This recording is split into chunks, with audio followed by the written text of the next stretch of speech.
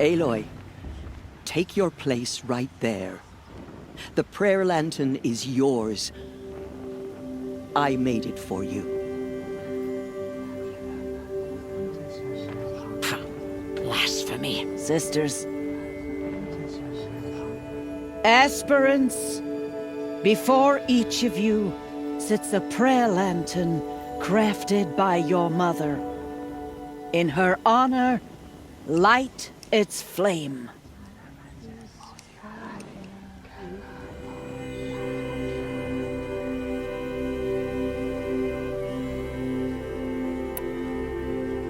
In honor of Rost, and all he did to help me get here. All Mother, hear our prayer!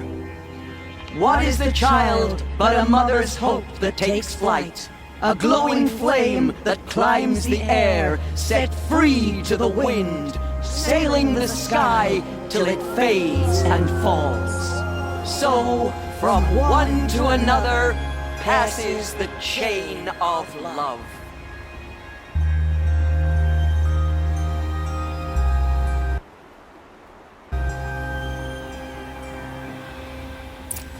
Carja have come to make amends. There's Olin. I won't deny I that. have some questions for him. Shame that musician didn't come back this year. You know, the one with the long dark hair. That British got drunk and danced naked around.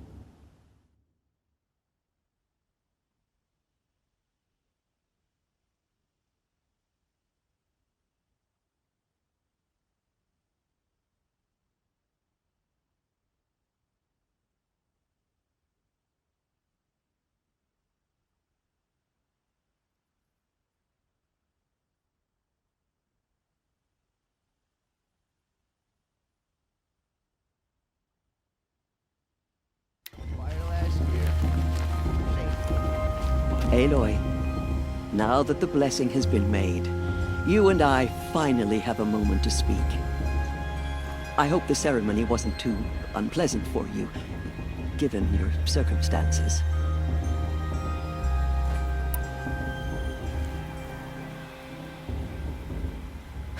My circumstances are that I'm here to win the proving, not stand around muttering Nora prayers and lighting Nora prayer lanterns.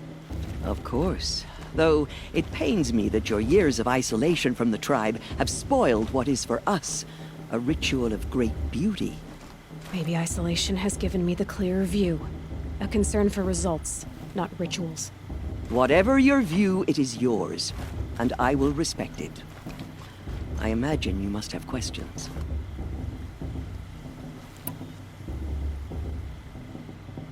Why was I made an outcast at birth, Tirsa?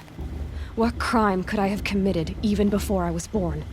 Aloy, this is not a question I can answer. Why not? It's simple enough. And what about my mother? Is she here tonight, watching me? Or is she dead? Is she here? Or nowhere? I am sure your mother is here with us, if only in spirit. That's not really an answer, is it? Just so you know, Tirsa, the reason I'm here is to get answers. Real ones. And when I win the proving, I will demand them. I know, Aloy. I would expect nothing less. What about Rost? Why was he made an outcast? So, he never told you? He said he swore an oath never to speak of it. Yes. As did I, and the other matriarchs. I'm sorry, Aloy, but Rost's past is another secret I must keep from you. What else is new? Rost told me that matriarchs don't just lead the tribe. What else do you do? We teach, offer counsel, give blessings. When necessary, we judge. Our only concern is the welfare of the tribe. Among our number this year, we count 3 high matriarchs and some 30 lesser matriarchs. What's the difference? Matriarchs are grandmothers with 2 generations of living progeny. But a high matriarch is a great-grandmother with 3 or more generations to her name. Thus do we speak for generations, lending our opinions weight. The high matriarchs, most of all. So, the more children you have, the more authority you get? I guess that's one way to decide who leads a tribe. Why would there be any other? Why does Lansra hate me so much? She is a woman of extreme opinions. More than that, I cannot say. It's not my fault that I was born, or that the matriarchs decided to cast me out. I side with you in this matter, but there are differences of opinion, and any vote of the High Matriarchs requires a majority. It surprises me the tribe lets outcasts run in the Proving. It's not like the Nora to be so hospitable. It has always been law that any child outcast has this right, as a means to rejoin the tribe. So far as I know, however, you are the first ever to exercise this right. I'm not surprised. I doubt many outcast children survive long enough in the wilds to come of age.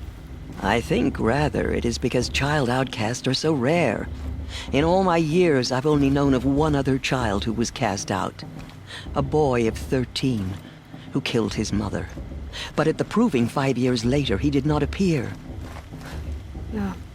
I'd be surprised if he survived very long on his own. But at least he had a chance. Other tribes would have simply executed him.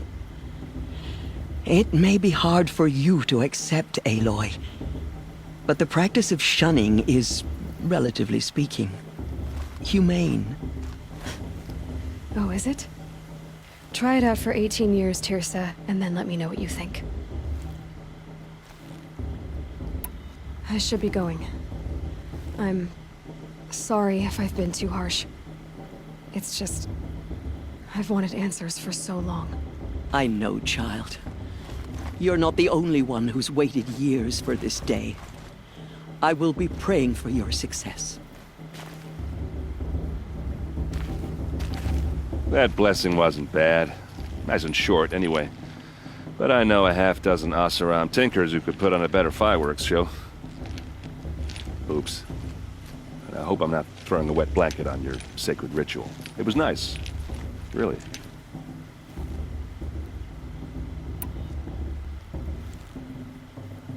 I've never seen armor like yours before.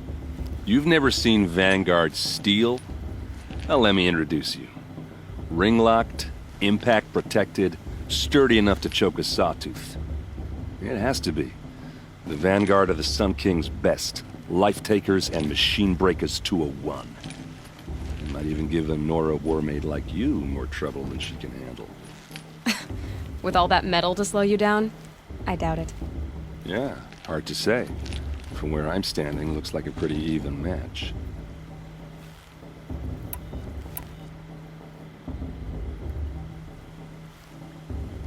Who are the Oseram? Oh, that's my tribe, far to the northwest. We're good at three things: arguing, working steel, and brewing. And freebooters. What are those? I guess you could say we were mercenaries, warriors for pay. Except a lot more loyal than that makes us sound. Avad couldn't have taken down his father without our metal and muscle. And now some of us serve proudly as his personal vanguard. Your sister was taken captive and sacrificed. That's terrible. Captive, yes. Sacrificed, no. It takes more than a few Carja to finish Ursa. She got away, and now she's my captain. Captain of the entire Vanguard. Favored by the Sun King himself. How did she survive? Well, that's a story, all right, but it takes a while to tell. Maybe another time over a drink or three? Or just come to Meridian and meet her yourself. I think you'd like each other. You're both rather, direct. Who are the Oseram? Oh, that's my tribe. And freebooters. I guess you could say we were mercenary. Avad couldn't have taken down his... Tell me about the derangement again. Well, the way I hear it, 15, 20 years ago, the machines weren't always pissed off like they are now. When a hunter came at them, they'd spook and run. So it was hard to take them down, but not dangerous, so long as he was smart enough to jump out of the way. But then the derangement starts up, and everything changes. Now, when a hunter fires a shot, the machines snarl and charge right at him. A few more years pass and they start attacking people on sight.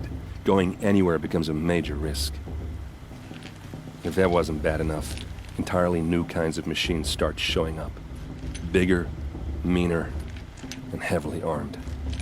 Like the Sawtooth. Yeah, 10 years ago, that one. But every couple of years or so, something worse comes along. Believe me. So what's making it happen? And no one knows. And the machines, well, they aren't telling. Just how big is Meridian? What's it like? Where do I even start? My tribesmen are masters of the forge, the best tinkers in the world. But when it comes to building, the Carja have us beat.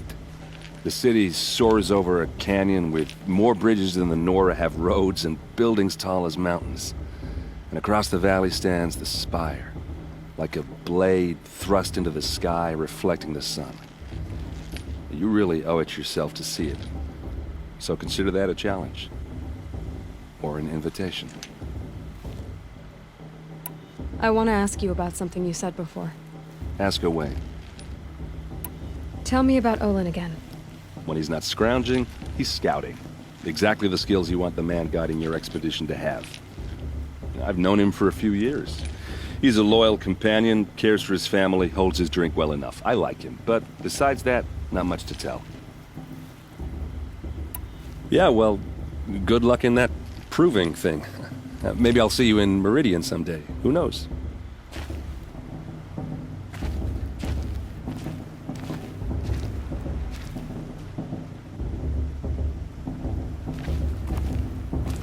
Your blessing was most illuminating. I've never seen its like. A rare gift indeed. But you don't believe in All-Mother, do you? Usually the distance between our tribes shrouds Nora ways from Carja eyes. But here among you, I see a beauty that shines true. Perhaps Naman is right after all, that the sun's light brightens all lands and all peoples. Who's Naman? One of my brethren, who believes the sky is wide enough for the faiths of all tribes.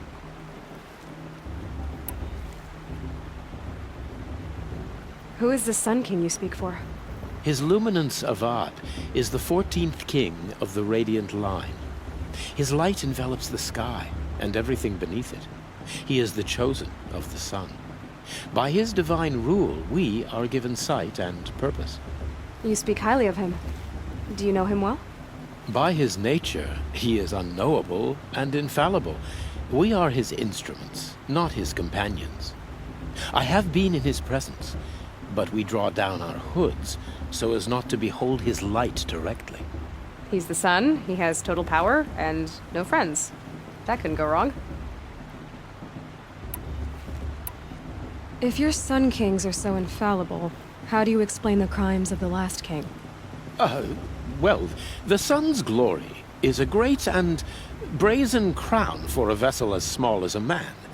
If the vessel is flawed, indeed in the burial caves, one can see the skulls of the past kings are cracked, trialed and fired in the sun's kiln. That can be too much for any man to bear, even a ruler of men. So the sun can make bad choices like anyone else? Oh, no. Has there ever been a Sun Queen? Many wives and consorts, of course. Or, oh, you mean for the sun to choose a queen? Oh, this has not happened. Why not? The sun is masculine, of course, and so would choose its heirs thus. It's a light in the sky.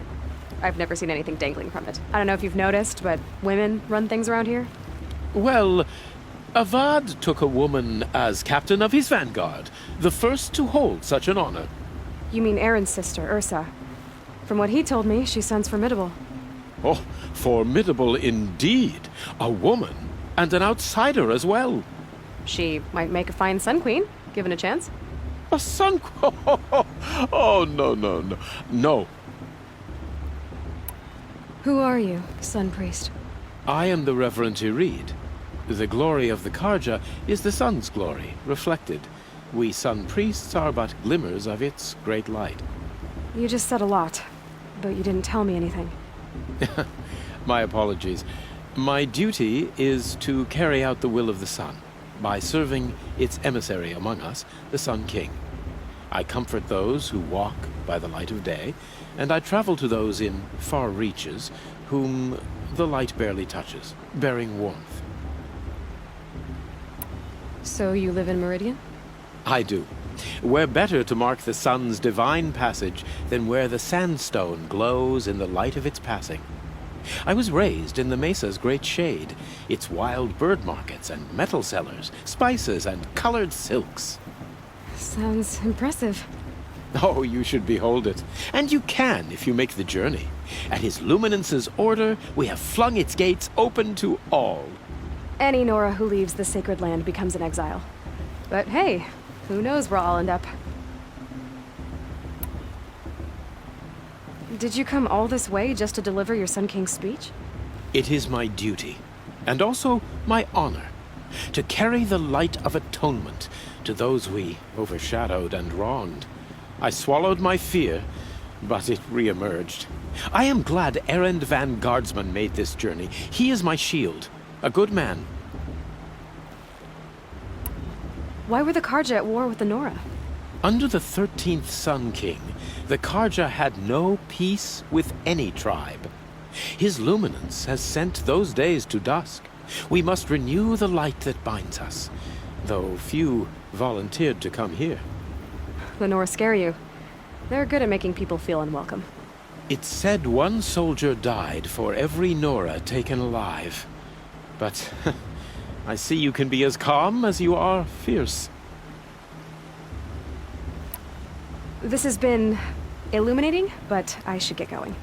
You have already been blessed, but may the dawn find you, the day warm you, and the dusk have light to guide your path.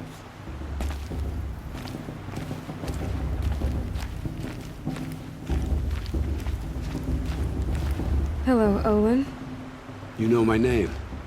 Ah, guess Eren told you. Why did you act so strange when we spoke earlier? Must be this festival. I'm really not one for crowds.